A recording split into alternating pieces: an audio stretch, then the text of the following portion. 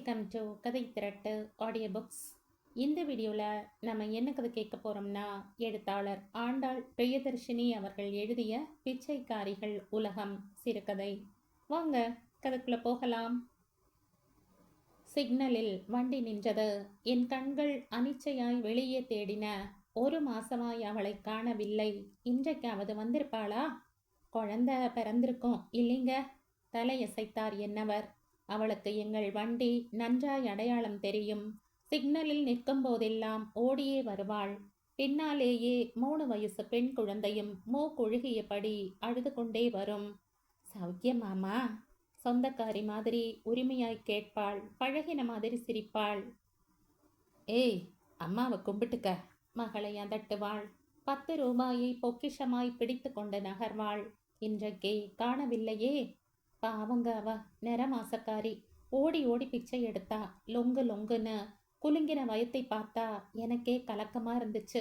என்ன ஆனாலோ நல்லபடியா பெத்து பொழைச்சிருக்கணும். என்ன குழந்தை பிறந்துச்சோ? என் பரிதவிப்பை கேட்டு என் நவரின் உதட்டில் வழக்கமான நிரந்தர புன்னகை. 10 குழந்தை பெத்து பொழைச்சவ மாதிரி ஏன் பேசுறேன்னு சிரிக்கிறீங்களா? தாய்மைங்கிறது கருவறை மட்டுமே சம்மந்தப்படுற விஷயம் இல்லைங்க. ஒவ்வொரு நிமிஷமும் நான் மனசுல சுமக்கிறேன், நெஞ்சில சுமக்கிறேன், கனவுல சுமக்கிறேன். நனவுல எப்ப சுமக்க போறேன்னு தான் தெரியல. வெளியில் தேடினேன். வண்டி கிளம்புவதற்குள் வருவாளா? கண்கள் அலை பாய்ந்தன. மனசும் தான். வாழ்ந்த கெட்ட குடும்பமா என்னது? எங்க வீட்டுக்காரர் அப்பாவி. அண்ணன் தம்பிங்க ஏமாத்தி சொத்தெல்லாம் பிடுங்கிட்டானுவ. வீடு போச்சு, கடை போச்சு, சோறு தண்ணி போச்சு. என் புருஷனுக்கு புத்தியும் போச்சு. இப்ப புத்தி சுவாதீனம் இல்லாம இருக்காரு. கை நீட்டி நீட்டி பிச்சை எடுக்கிறதுக்குள்ள உடம்பெல்லாம் சுருங்குது. ஒவ்வொருத்தனும் மேல இருந்து கீழே பாக்குறப்ப கொமட்டுது. சிக்னலுக்கு வந்து நிக்கிற வண்டி எதுலையாச்சும் விழுந்து உசிர விட்டுட மாட்டேனான்னு மனசு அடிச்சுக்குது. முடியலையே. தோ ஒரு பொண்ணு காலை சுத்திக்கிட்டு, வீட்டுல ஒரு புருஷன் மனசை சுத்திக்கிட்டு. பெட்ரோல் நிரப்புவதற்காக காத்திருந்த வேளையில் அன்றைக்கு ஒரு நாள் சொன்னது இப்போது நினைவு வந்தது. பாவங்க அவ, பிச்சை எடுத்தாதான் சோறு. குழந்தை பிறந்து வீட்டுல இருந்தா சோத்துக்கு என்ன பண்ணுவாளோ? மௌனமாய் தலையசைத்தார் என்னவர். சிவப்பு மறைந்து ஆரஞ்சு எரிந்தது. வண்டி தயாரானது. மாவ் மாவ். அட, அவளின் குரல்.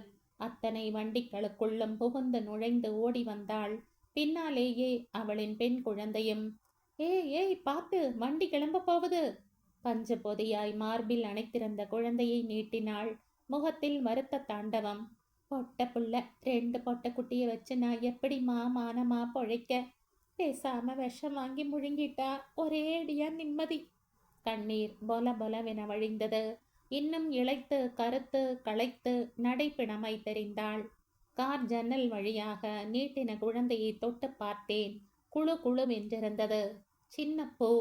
ஏழை என்பதால் குழந்தையின் அழகு குறைந்து விடுமா என்ன? அதற்குள் பச்சை விளக்கு எரிய வண்டிகள் சப்தம் எழுப்பின. வரப்போ பேசுறேன், வெயிட் பண்ணு. டாக்டர் இட்டியாமா? சீக்கிரம் உனக்கு விடியும். காற்றில் கரைந்தது அவளின் குரல். போகும்போது கையை முகர்ந்து பார்த்தேன். குழந்தை வாசனை ஒட்டி கொண்டிருந்தது. ஒவ்வொரு வீட்டுக்கும் ஒரு வாசனை உண்டு. கார் வாசனை, நகை வாசனை, இதையெல்லாம் விட சுகம் குழந்தை வாசனை தானே. வீட்டுக்குள் பச்சை புள்ள இருக்கிறதென்று எத்தனையோ வாசனைகள் காட்டி கொடுக்குமே. பால் வாசனை, குழந்தையின் துக்குணி உண்டு ஜட்டி வாசனை, பல் முளைக்காத வாயின் அமுத வாசனை, குழந்தை மேல் வீசும் தெய்வீக வாசனை, என் வீட்டில் இல்லாத வாசனை. எப்பப்பா, என் தோழிகள் வீட்டில் எல்லாம் நான் சுவாசித்த வாசனைகள். குழந்தை ஜனிக்க தேவை ஆண் பெண் மட்டுமா? இல்லையே. விதி, கடவுளின் சித்தம், பூர்வ ஜென்ம புண்ணியம், இப்படி எத்தனையோ இருக்கிறது. கல்யாணமாகி 10 வருஷத்துக்குள் எத்தனை எத்தனை நாட்டாமை, அறிவுரை, கேலி பேச்சு. இந்த டாக்டரு கைராசிக்காரர் அம்மா. போனா குழந்தையோட தான் திரும்பி வருவ. இப்படி ஒருத்தி.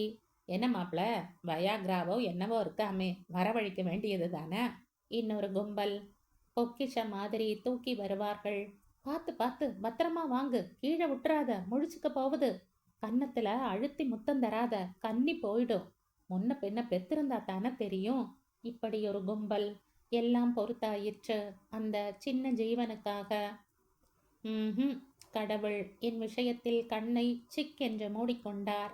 பாவி, படு பாவி. பிரயோஜனம் இல்லம்மா, சான்ஸே இல்லை. கர்ப்பப்பை வளர்ச்சி சரியில்லை. அடுத்த ஜென்மத்துல தான். டாக்டரிடமிருந்து திரும்பி வரும்போது கர்ப்ப சுமை கிடைக்காதென்ற நிஜத்தின் வலியால் மனச்சுமை அதிகமாகி இருந்தது. விட்டுடுவேன், ஏன் இந்த அவஸ்தை? நிம்மதியா இரு, நீதான் முக்கியம். பிறக்காத உயிருக்காக உன்னை உசுரோட வதைக்கிறது மனுஷத்தனம் இல்லை. அவரின் அனுசரணையில் பொல பொலவென்று நொறுங்கி போனேன். அவரின் பூ கையை மார்பில் அணைத்து கொண்டேன். ஒவ்வொருத்தன் மனைவிக்கு இப்படி என்றால், சின்ன வீடு பெரிய வீடு, எடுப்பு தொடுப்பு, இரண்டாம் தாரம், இப்படியெல்லாம் போவான்களே. கோபப்படேங்கயா, வார்த்தைகளை தடிக்க வையன். 4 வார்த்தை கொளுத்தி போட ஊருக்கு தெரியட்டுமே. எனக்காக நீ ஏன் தலை குனிவை தாங்குகிறாய்? உன்னிடம் பழுதில்லை என்று முழங்கி சொல்லேன். என்னையா மனுஷன் நீ? தும்பப்பூ மாதிரி. சு, என்னவோ போ. இந்தாயா உன் பேர் சொல்ல ஒரு வாரிசு. உன் வெள்ளை வேட்டியில ஒண்ணுக்கு போக உன் புள்ள என்று பெற்று போட்டு உன் உதட்டை கவ்வி முத்தம் கொடுக்க. இந்த ஜென்மத்தில் என்னால் முடியாதுதான். ஒரு பிச்சைக்காரி கூட சுலபமாய் பெற்று பிழைத்து வருகிறாள். இதோ இன்னமும் கூட அந்த குழந்தையின் வாசனை கையில் வீசுகிறதே. பட்டென பொறி தட்டியது எனக்கு. ஏங்க இப்படி பண்ணலாமா? புரியாதா? அவருக்கு புரியாதா? பெண்ணின் பரிதவிப்பு புரியாதா? தாய்மை தேடல் புரியாதா? வழக்கம் போல தலையசைத்தார் என்னவர். வாழ்நாள் முழுசும் குழந்தைக்கும் நிம்மதி, அவளுக்கும் நிம்மதி. சௌகரியமாய் ராணியாய் வளைய வரலாம் குழந்தை. அவளுடன் கூட கை குழந்தையோடு வெயிலில் வதங்காமல் வீட்டில் நிழலில் நிம்மதியாய் உட்காரலாம். தவிர அந்த பணத்தை வைத்து சின்னதாய் வியாபாரம் துவங்கலாம், கடை வைக்கலாம். சிக்னலில் வண்டியை நிறுத்தி இறங்கினேன். ஓடியே வந்தாள் கை குழந்தையோடு. பின்னால் அவளின் மகள். என்னம்மா வேகாத வெயில்ல இறங்கி நிக்கிறீங்க? வண்டியில் உட்காருங்கம்மா. குழந்தைய காட்டு. பார்த்துமா, கழுத்து நிக்கல, தூக்க தெரியுமா? வழக்கமான கத்தி குத்து புன்னகையோடு தாங்கி கொண்டேன். எம்மா பசிக்குதுமா, நாஸ்தா கூட தரலையே. சிறுமி அழுதாள். இருடி, மகாலட்சுமியாட்ட அம்மா கையில புள்ளைய தூக்குறாங்க. இனிமே இந்த பச்சை மண்ணுக்கு நல்ல காலம்தா. சாமி கண்ணு திறந்து பார்த்துடும். அடடா, அவளாகவே விஷயத்துக்கு வந்து விட்டாளே. சொன்னேன், விழா வாரியாக சொன்னேன். ஒன்றும் அவசரம் இல்லை, நாளைக்கு கோயிலுக்கு போவேன், அவரோட பிறந்த நாள். அப்ப சொல்லு, நிம்மதியா போய் சாமி கும்பிடுவேன், சரியா? குழந்தை கையில் 100 ரூபாயை திணித்தேன். மறுநாள் சிக்னல். நம்பிக்கையோடு அவளை தேடினேன். தோ குழந்தைகள் சகிதமாய். எங்களை பார்க்கவில்லையோ? இறங்கி கையசைத்தேன். எங்கள் வண்டியை பார்த்துவிட்டு வேறு வண்டிகளிடம் ஓடினாள் அவள். ஏன் கவனித்தாளே? அப்புறம் என்ன? ஏய், அந்த அம்மா உன்னை கூப்பிடுறாங்க பாரு. நெதமும் அவங்க கிட்ட தானே ஓடுவ. சு, ஓடு. அத வந்துட்டாளுங்க பசப்பா மினுக்கிக்கிட்டு. பட்டு கட்டி கார்ல இறங்கினா விட்டு நான் அலைஞ்சு போய் ஒத்துப்பேன்னு நினைச்சாளா? ரூபா நோட்டை ஆட்டினா நாய்க்கு பிஸ்கட் மாதிரி நாக்க தொங்க போட்டு வருவேன்னு நினைச்சாளா? தூ, அவ பைசால வர சந்தோஷம் என் பொண்ணுங்க சிரிப்புக்கு பக்கத்துல நிக்க முடியுமா? அவ ஏசி போட்டு சிலிர்ப்பு என் பொண்ணு உள்ளங்கையு சிலிப்புக்கு சரியாகுமா? பட்டினி கிடந்தாலும் என் பொண்ணுங்க பக்கத்துல இருந்தா உசிரே ரொம்பிடும். அவ பணக்கார பிச்சைக்காரி. பிச்சைக்காரி கிட்ட ஏன் நான் பிச்சை எடுக்கணும்? வார பிள்ளைக்கு பால் வாங்கி தரணும். கூவி சொல்லி அருகில் இருந்த ஹோட்டலுக்குள் நுழைந்தாள் அவள். வண்டியில ஏறு, பச்சை விழுந்தாச்சு, மற்றவங்க வழியை நாம மறிக்க கூடாது என்னவர் நிதானமாய் வண்டியை செலுத்தினார். பாதை அடைப்பட்ட மாதிரி எனக்குத்தான் திகைப்பாகி மூச்சடைத்தது. இதோடு இந்த கதை முடியுது. அடுத்த கதை எழுத்தாளர் ஆண்டாள் பிரியதர்ஷினி அவர்கள் எழுதிய ரிஷியும் மனுஷியும். வாங்க கதைக்குள்ள போகலாம். அன்றைய காலை மழை இடி மின்னலோடு விடிந்தது. தலைக்கு மேல் வேலை கொட்டி கிடப்பது மாதிரி எழுந்து விட்டாள் அவள். ஜன்னலின் தளத்தில் குத்து காலிட்டு உட்கார்ந்து மழையை கண் கொட்டாமல் பார்த்தாள். அது மழை, தண்ணீரை வர்ஷிக்கும் ஜீவ ஊற்று என்ற புரிதல் ஏதும் இல்லாத வெற்று பார்வை.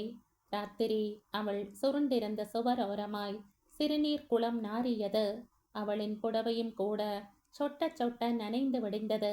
சுற்றிலும் பல ஈக்கள். தலையெழுத்து எந்த ஜென்மத்துல பாவம் பண்ணனோ, இவளோட அசிங்கத்தை எல்லாம் நான் கழுவ வேண்டியிருக்கு. பக்கெட் தண்ணீரை ஊற்றி துடப்பத்தை வரட் வரட்டென்று தேய்த்தாள் காமாட்சி. மூதேவி செத்து தொலைச்சாலாவது நிம்மதி. 100 வருஷத்துக்கு வரம் வாங்கிட்டு வந்திருக்குது. இவளுக்கு சிசுரூஷ பண்ணியே நான் போய் சேர்ந்துடுவேன். பினாயில் போட்டு மெழுகினாள். ஏண்டாப்பா முரளி, இங்க வந்து பாரு. கக்கூசாட்ட நார் அடிச்சிட்டா. ஏதாச்சும் பண்ணுடாப்பா. எந்த வேலைக்காரியும் ஒரு நாளைக்கு மேல தங்க மாட்டேங்கிறா. சனிய பீட செத்தொழிய மாட்டேங்குதே. ஜன்னலில் இருந்த அவளின் தலையில் நக்கென்று 2 குட்டு வைத்தாள். குட்டின் வலியை கூட உணராமல் மழையை பார்த்து கொண்டிருந்தாள் அவள். பாட்டி சும்மாரு, எங்க அம்மா பாவம், குட்டாத, நான் வேணா கழுவுறேன். 8 வயசு சாரு ஓடி வந்தாள். வந்துட்டா வக்காலத்து வாங்கிட்டு. பொத்துக்கிட்டு வருதாக்கும் பாசம். பாட்டி கஷ்டப்படுறது தெரியலையா? 60 வயசுல அசிங்கத்தை வாரி போடுறேன். எந்த மாமியார்காரி பண்ணுவா? எரிச்சலை காற்றில் கரைத்து விட்டாள். 5 வருஷம் முன்னால் குளிக்கையில் வழுக்கி விழுந்த காமாட்சிக்கு இத்தனையும் பண்ணிய மருமகள்தான் இவள். முகம் சொலித்ததில்லை, எரிச்சல் பட்டதில்லை, அசூயை பட்டதில்லை, அழுத்து கொண்டதில்லை. அந்த மனுஷனோடவே நானும் போய் சேர்ந்திருக்கணும். உசுரை பிடிச்சிக்கிட்டு தோட்டி வேலை பண்ணணும்னு வரம் வாங்கிட்டெல்லாம் வந்திருக்கேன். கத்தாதம்மா, பக்கத்து வீட்டுக்கெல்லாம் கேட்கும். கேட்கட்டு மேடா. பைத்தியத்தை ஏமாத்தி நம்ம தலையில கட்டினது தெரியட்டு மேடா. 2 வருஷமா தானேம்மா இப்படி. அதுக்கு முன்னாடி உன்னை உள்ளங்கையில வச்சு தாங்கினவ தானே. அடேங்கப்பா, இப்படி இருக்கிறவளுக்கே வரிஞ்சு கட்டி பறிஞ்சு பேசுறையே. அப்ப பாத்துக்கோ, நீயே பாத்துக்கோ. நான் அக்கடான்னு காசிக்கு போறேன், விட்டுடு என்ன. கொஞ்சம் பொறுமா, ஊரோட கொண்டு போய் விட்டுறலாம். அவ அப்பாவையே வர சொல்லி எழுதியிருக்க, பார்க்கலாம். என்ன தடா பார்க்க. சோறு தண்ணி கொடுத்து கட்டிலில் போட்டு வந்து புடவை மாத்துறதுக்குள்ளேயே நான் செத்து பழைக்கிறேன். மாசம் அவ உட்காரச்சு நரகம்டா எனக்கு. தீட்டுப்படுறது கூட தெரியாத பரபிரம்மமா இருக்கா. நீ பாட்டுக்கு ஆஃபீஸு டூருன்னு ஓடிடுற. நான் தான் மாரடிக்க வேண்டி இருக்கு. என்னால இதுக்கு மேல தாங்க முடியாதடா, காப்பாத்து. காமாட்சியின் குரலில் இயலாமை, ஆங்காரம், ஆத்திரம், வெறுப்பு, எரிச்சல், வேதனை எல்லாம் தலை காட்டின. ஆஸ்பத்திரியில சேர்த்து குணமாக்கினப்புறம் கூட 100ல் ஒருத்தருக்கு மறுபடியும் இப்படி ஆகிறது உண்டுன்னு டாக்டர் சொன்னாங்க தானே. அது இவளாயிட்டா. என்ன பண்ண? என்ன பண்ணவா? ஆஸ்பத்திரியிலேயே கொண்டு விட்டுரு, அனாதைன்னு சொல்லு. நிர்தாட்சண்யம், நியாயமான அநியாயம். பத்திரிகை அடித்து 100 கணக்கில் நட்பும் சுற்றமும் சாட்சியாக தாலி கட்டி வந்தவளை அனாதை எனவா? அதான் கேட்டாச்சேம்மா, சேர்த்துக்க மாட்டாங்களாம். உறவுக்காரங்க கொஞ்சம் அன்பா அனுசரணையா இருக்கணுமாம், சரி ஆயிடுமாம். இதுக்கு மேல அரவணைக்க முடியாதுப்பா, விட்டுரு. அனாதை புறப்பாட்ட நான் கிளம்புறேன். வீட்டுக்குள் இடித்த இடி, மின்னல், கண்ணீர் மழை எதுவுமே காதில் பதிவாகாமல் வெளியே மழையை வெறித்தாள் அவள். மா, காட்டுமா, சாப்பிடு. சாருதான் ஒரு பிரெட் துண்டை ஊட்டிவிட பார்த்தாள். வீட்டுக்கு போகணும், என் பொண்ணுக்கு சோறு கொடுக்கணும். வெறித்த பார்வையோடு அவளிடமிருந்து தெரித்தன ஆழ்மன வார்த்தைகள். 2 வருஷமாய் சொல்லும் கிளிப்பிள்ளை வார்த்தைகள். மாப்பிள்ள, உங்க காலில் வேணும்னாலும் விழறேன், இங்க கொண்டு வந்து விட்டுறாதீங்க. அவமானத்துல தூக்கு மாட்டிக்க வேண்டியதுதான். உலக்கியா 3 நிக்குது கல்யாணத்துக்கு. அவளும் இங்க வந்துட்டா அப்புறம் கல்யாணம் பேசவும் ஜாதகத்தை கொடுக்கவும் வாங்கவும் ஒருத்தனும் வீட்டு பசி வீட்டு வாசப்படி ஏற மாட்டா. தயவு செஞ்சு காப்பாத்துங்க. என் பொண்ணுங்க வாழ்க்கை உங்க நல்ல மனசால தான் இருக்கு. வேணும்னா அந்த அதிர்ஷ்டக்கட்டையோட பராமரிப்பு செலவுக்குன்னு உருண்டு புரண்டு ஏதாச்சும் அனுப்பிடுறேன். சொல்லக்கூடாது, இருந்தாலும் கேட்குறேன். கடைசி பொண்ணு கொஞ்சம் இளமையா பளிச்சுன்னு இருப்பா. வெறுமனே குத்து விளக்கு முன்னாடி தாலி கட்டி அழைச்சிட்டு போனாலும் சந்தோஷந்தான். குணமாக்க முடியாததை ஒதுக்க வேண்டியது தானே. மாமனார் காடில் நுணுக்கி நுணுக்கி எழுதியிருந்தார். ஒருத்தர் தும்மினாலும் கூட அத்தனை பேர் உடம்பும் குலுங்கும் சின்ன கிராமத்தில் இவளை வைத்து கொள்வதும் கஷ்டம்தானே. அவரு எழுதியிருக்கிறதும் சரிதானம்மா. இவளோட மட்டும் மாரடிக்க முடியுமா? மற்றதுங்களை கரை எத்தனுமே. கார்ண்டை கிழித்தெறிந்து சூட்கேஸில் துணி அடுக்கலானான். கஷ்டம் அவங்களுக்கு மட்டுமாடா, இங்க எந்தாச்சும் ஆறு இருக்கா? அம்மாக்காரி இப்படின்னு விஷயம் தெரிஞ்சா இவளை பொண்ணு கேட்கவும் ஒரு நாதி வராது. பொண்ணு அப்படித்தான்னு பயப்படுவாங்களே. 20 வருஷத்துக்கு அப்புறமுள்ள கவலையை இப்போதே பட்டாள் காமாட்சி. இந்த கவலையே இல்லாமல் ஜன்னல் மாடத்துக்கு பதிலாக இப்போது வராந்தா என்று இடம் மாறி உட்கார்ந்திருந்தாள் அவள். வெறித்த உணர்வில்லாத பார்வை, மழைக்குள் என்னவோ தேடித் துழாவியது. நிச்சலனமான மனோநிலை. சின்னவளை தர்றதா எழுதியிருக்காரே, வேணாம் நுடு. அக்கா தங்கச்சிங்க எல்லாரும் ஒரே மாதிரி தான் இருப்பாளுங்க. நம்ம பட்டாபி கிட்ட சொல்லி வச்சிருக்க. உனக்கும் 36 தானே ஆறது. அதுக்குள்ளார ரிஷி ஆயிட்டியா என்ன? சூடாய் காஃபியை நீட்டினாள் காமாட்சி. கொஞ்ச நாள்தான், என் காலமும் முடிஞ்சுடும் முரளி. சாரு பெரியவளானா கூட சகலமும் நீ சொல்லித்தர முடியுமா? சாப்பாடு வீடு சகலமும் செய்ய ஒருத்தி வேணும்டா.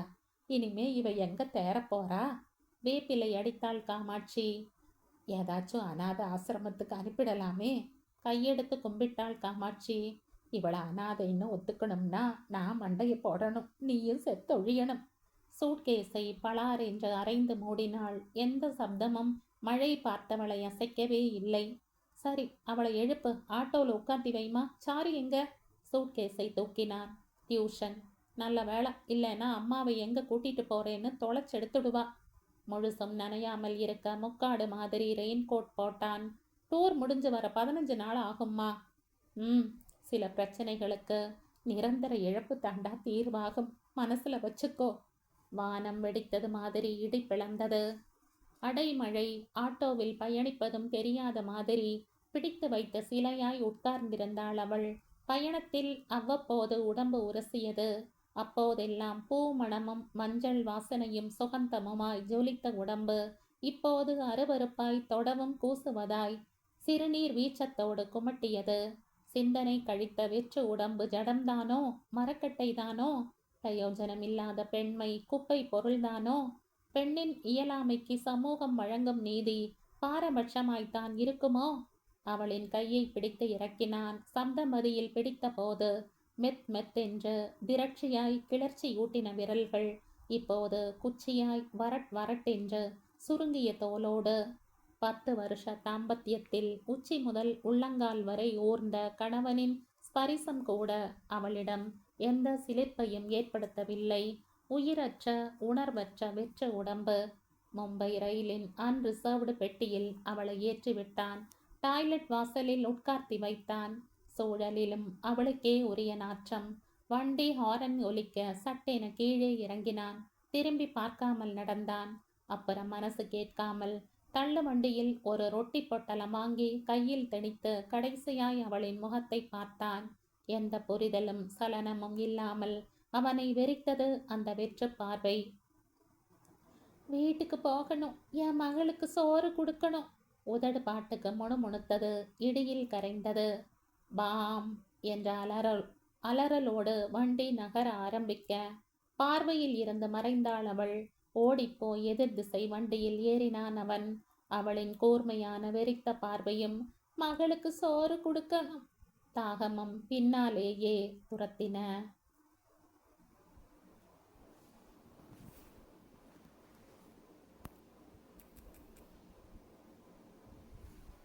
இதோடு இந்த கதை முடியுது.